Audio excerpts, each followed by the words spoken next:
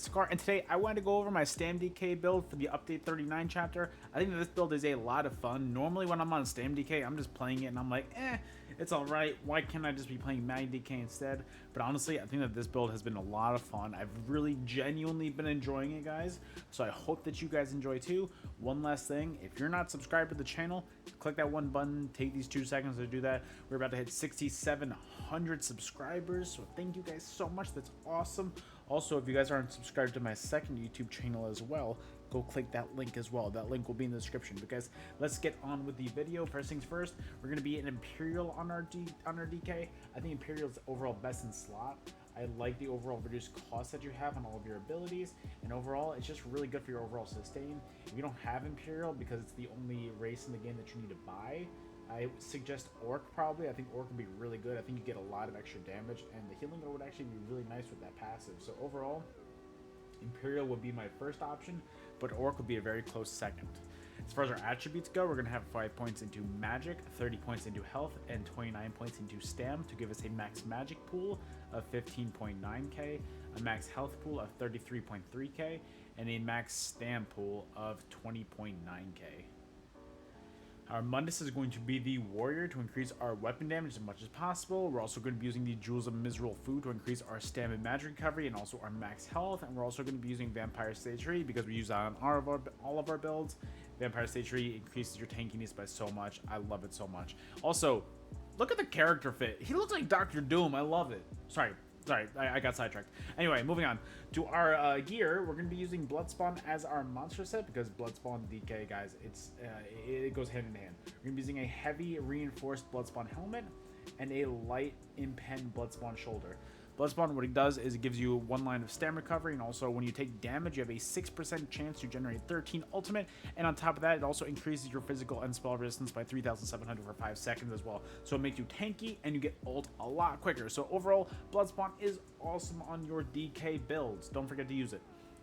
Moving on, we're going to be using One Piece Trainee on this build. It's going to be our heavy reinforced chest piece. The reason why we're doing that is because when you use a heavy chest piece, it gives you the most amount of health and resistances as possible.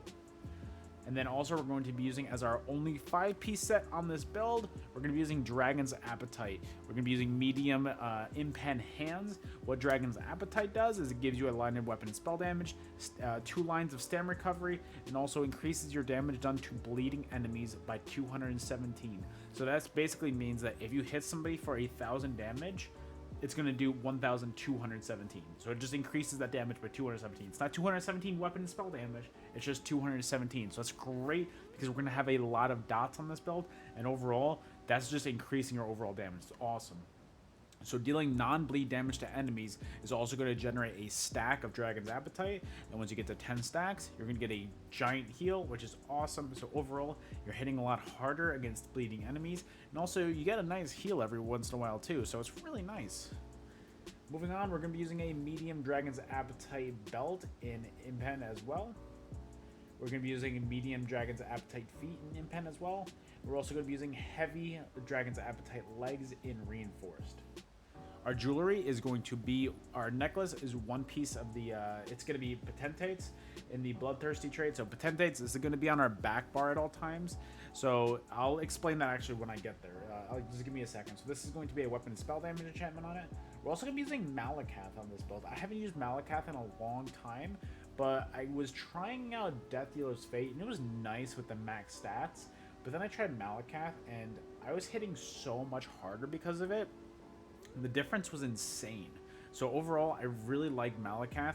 If you want more stats and, you know, get more padding, use Death Dealers, but Malakath is going to make you hit a lot harder. And I feel like a lot of us have Malakath at this point. It's a pretty old mythic.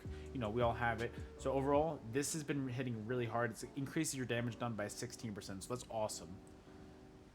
And then moving on, we're also going to be using a Ring of Dragon's Appetite in the Infused trait with a weapon and spell damage enchantment on it as well. So, our front bar weapons are going to be Dual-Wield Master's Perfected Maces. Main hand is going to be Nirnhone with the Disease enchantment on it. And offhand is going to be Sharpened with a Poison damage enchantment on it. Huh, I never switched that enchantment. You don't really need the Poison enchantment on it because you have Noxious on this build already. I usually use Masters with Bait because everybody does this patch, so that's just the best way to stack your procs and your status effects on them. But for this build in particular, if you're just gonna follow this build, you use your main hand as shock damage glyph and use your off damage as I would say a disease. Honestly, do offhand disease, main hand shock. Sorry. Anyway, Masters Perfect and Maces. The two-piece is going to give you both crit chance and also Twin Slashes are going to deal an extra 1635 more damage for each tick of both the bleed and the initial damage. So that's great for your overall pressure as well, because that's also going to be increased by your Dragon's Appetite as well. So you're just hitting so hard. Your bleed damage is insane on this build. So back bar is going to be our Ice Staff with the Potentates. So we're going to have that active on our back bar at all times, basically. So the two-piece of Potentates gives you reduction from damage taken from players by 3%, which is pretty cool. And then the three-piece is reduces the cost of your ultimate abilities by 15%. So we're going to have Corrosive on our back bar, and it's going to be really cheap. I'll show you guys right over here. Moving on, let's just go with our front bar first, and I'll show you the cost of the Corrosive. Our main damage is going to be Molten Whip. This is a great source of damage. Make sure you use it when you have your 3-stack proc, because when you, if you see on that third paragraph right there, whenever you activate a different Ardent Flame ability, you gain a stack of Seething Fury, increases your damage of your next Molten Whip by 20%. So that's awesome for your overall damage. And so if you get 3 stacks of Seething Fury, which is the max, you're going to increase your damage by 60%. So that's huge. Just by increasing your overall damage, just by using other Ardent Flame abilities, that's easy. Also on top of that, every stack is also going to give you an extra 100 weapon and spell damage. So that's awesome for your overall damage, healing. You know, you always want high weapon and spell damage. And then Shattering Rocks is going to be your main CC on this build. And then you also get a nice heal for when enemies break free as well. So that's awesome. And then Rending Slashes, we're going to be using this morph because it just does more damage. We don't really need the extra heal. So this morph is awesome.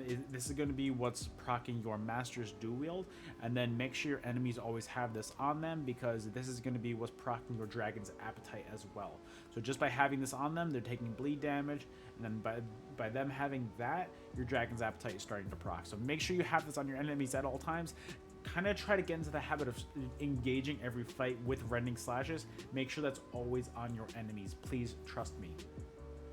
And then Venomous Claw. I felt like since we were using Malakath, we don't really need Flames of Oblivion. So I wanted to use Venomous Claw as another source of dot pressure, because A, it's just an extra source of damage. So every tick is going to be hitting for 217 harder because of Dragon's Appetite. On top of that, it's another source of damage. So that's also going to be another tick for your Dragon's Appetite heal. So overall, I think your pressure on this just gets really insane for your Venomous Claw, and I really like it. And then Noxious Breath, this is going to be a nice extra source of damage as well. And on top of that, enemies afflicted are also going to get Major Breach. So that's going to reduce their physical and spell resistance by 6k. And it also leaves a nice little dot as well. So again, this is more sources of damage for your Dragon's Appetite heal, and also your overall damage as well. Because like I said, that 217 extra damage, every tick of Noxious Breath because of the dot, every tick of Venomous Claw, all of it's going to be increased by 217. So that's insane damage over time, I promise. And then on top of that, and also both of those are Ardent Flame abilities, so make sure you have this on your enemies at all times, because then your Molten Whip is just going to hit even harder too because of your Ardent Flame stacks. Sorry. Anyway, moving on. Take Flight. This is going to be your ultimate on your front bar. This is kind of going to be your really emergency kind of ultimate. You don't really use it too often. It hits really hard, don't get me wrong, but I just think Corrosive is so much better. If you really need to execute a kill, or if you're low on resources, use Take Flight. It's a great ultimate, and you hit really hard with it, don't get me wrong. I just prefer the other one. So moving on to our back bar so that we can see it. We're going to be using Igneous Weapon as one of our abilities on our back bar. This is going to be your source of Major Brutality and Sorcery, so this is going to increase your weapon and spell damage by 20% for 1.2 minutes. So that's a very long cooldown, or a very long active ability, so you don't need to activate it too many times in combat. It's awesome. We're also going to be using Race Against Time. I had somebody ask me why I'm using Race Against Time instead of Mist Form in my chat the other day, and honestly, the best answer I can give is I don't care about the minor force on this because we have Malakath. I don't care about it. What I care about is the snare removal. I don't want to be snared, and honestly, I just find Mistform to be a very clunky ability, and I just don't like it. So this is your best morph of a snare removal, in my opinion, and I like it. I know that you have the wings ability on here, but personally, I just like racing this time so much better. Also, Resolving Vigor, this is going to be a nice 5-second heal over time, so this is going to be a great way to just keep your health up as much as possible. Also, on top of that, you're going to get Minor Resolve, so that's going to increase your physical and spell resistance by 3k. And also, moving on, Coagulating Blood, this is going to be your main burst heal, so it's awesome. The less health you have, the more healing it does. So it's a great burst heal, and it's one of those heals that when Resolving Vigor ain't cutting it, hit that, boom, right back up to full health. Also, finally, we're going to be using Volatile Armor. I'm liking this morph a lot more for 2 reasons. One, it's going to be a nice extra dot to put on your enemies, so that's going to be another thing to proc your Dragon's Appetite heal. And on top of that, it is a dot, so it's not doing too much damage because it's just Volatile Armor. It's not too much damage. But remember, every single dot of this is hitting for 217 harder because of Dragon's Appetite. So please, do not sleep on this extra little bit of damage. If you just add up the extra 217 damage per tick of Volatile Armor, Noxious Breath Dot, Venomous Claw, and Rending, your extra dot damage is huge. And just please make sure you have it on your enemies at all times. Enemies that are purging are just taking so much pressure, and it's definitely noticeable. I trust me on this build. Also, moving on to our last ability, Corrosive Armor. This ultimate is hitting so hard. How much do I need to say about it? Corrosive has been on every single one of my DK builds for the last like 2 years, I'm pretty sure. So overall, use Corrosive. It makes you very tanky. You're only gonna be taking 3% of your maximum health as damage, so that's awesome for your tankiness. Also, you're going to be ignoring your enemy's physical and spell resistance with your direct damage, so overall your initial direct damage is going to do a lot more damage as well. So when you apply your dots to them, your dots aren't going to be affected by your corrosive, but your direct damage is. So stacking both of them together, insane damage, trust me guys. And also, if you look at this, because of our potentates on the back bar, it only costs 173 ultimate. So between Imperial cost reduction and Potentate's cost reduction, 173 is really not that bad, guys. And then finally, moving on to our champion points, our blue slottables are going to be Thaumaturge, Wrathful Strikes, Master at Arms, and Focus Mending. Our red slottables are going to be Sustained by Suffering, Survival Instincts, Celerity, and Pain's Refuge.